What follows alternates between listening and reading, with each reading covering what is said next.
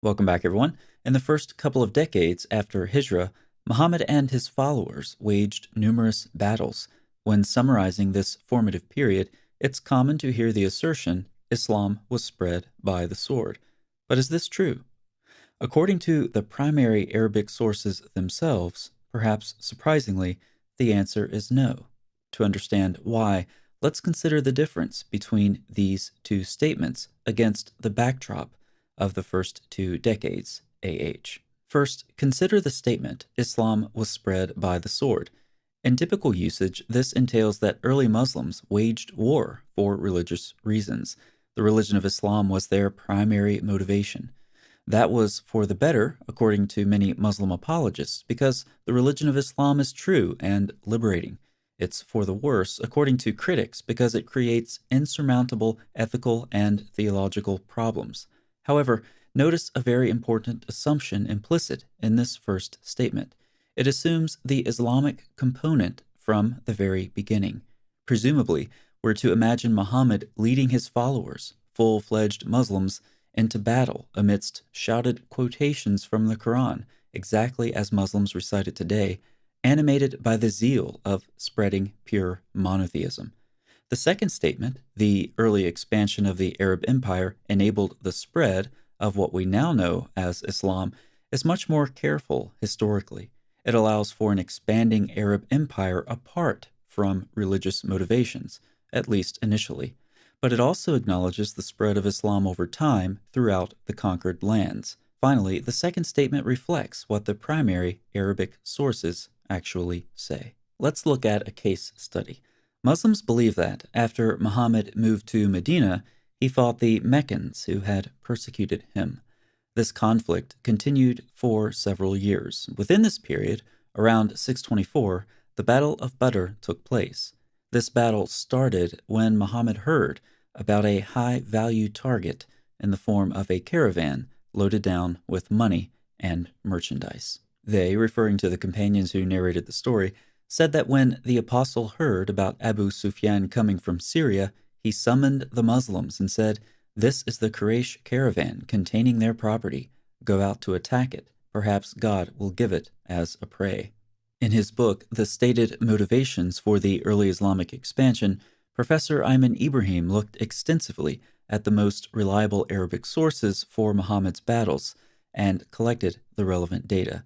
These sources tell us what happened when Muhammad told his followers about his plans to attack the caravan and what motivated this offensive campaign. I've condensed Dr. Ibrahim's analysis and provided the relevant sources that he cites. First, Muhammad heard that a large caravan was coming back from Greater Syria.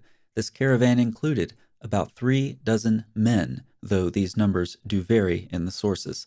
Second, Muhammad told his followers about the high-value heist and encouraged them to raid the caravan so they could take the property. Third, Muhammad's followers were hesitant. They did not expect one of Allah's apostles to create a war. Fourth, Muhammad insisted, citing the large amount of money in the caravan as well as the relatively small number of accompanying guards. Fifth, Abu Sufyan, the leader of the caravan, took a detour to avoid confrontation with Muhammad. Sixth, the Meccans did not want to fight Muhammad. And seventh, Muhammad told his men that Mecca was giving her precious life away to you, thereby enticing his men to battle. From these data, we can make several relevant observations. First, the Battle of Badr was not religiously motivated or defensive. Ibrahim comments, "The battle cannot be viewed as a Muslim defensive war or as a war for the sake of proclaiming the Muslim faith. In the traditional accounts, there is no mention of an incursion against the Muslims by the Meccans, nor is there a reference to the soldiers proclaiming their new message to their Meccan enemies. The Medinan camp, under the leadership of Muhammad, sought victory over the Meccans who fought as an attempt to defend their possessions and lives." Second, since the putatively historical details of the battle lack religious motivation, the accounts were embellished with various supernatural flourishes. In their attempt to portray religiously driven maghazi, they, referring to the Muslim narrators, embellish details regarding the divine support granted to the believers. Some of these flourishes are quite comical, like Abu Jahl, who was murdered by 3 Muslim warriors. After that, he repeatedly emerged from his tomb only to be kicked back in. Muhammad prophesied that Abu Jahl would continue to be battered until the day of judgment. Third, Dr. Ibrahim notes numerous conflicts in the various narratives. According to some sources, Muhammad appears brave and certain, fighting on the front line. According to other accounts, he appears timid and unsure. Sometimes Muhammad is described as being on the sidelines, protected by a small band of warriors. When considering both the disagreements and the supernatural additions in the various accounts of the battle, it appears that the dissonance in their reports stems chiefly from their attempts to depict a religious picture of the events and what motivated them. Fourth, in addition to politics and economics, the battle was motivated by revenge. After the fighting was over, Muhammad hand-selected some important leaders from among the prisoners of war to be executed. However, Muhammad spared others. In this case, it wasn't a massacre, it was strategic. The overall portrayal suggests a tribal combat driven by political measures and economic interests, rather than faith proclamation or a preventative battle for self-defense. And of course, after the battle, there were disputes over spoils of war. And of course, Muhammad had a solution. The Prophet, in a wise decision, waited until he entered Medina to distribute the spoils.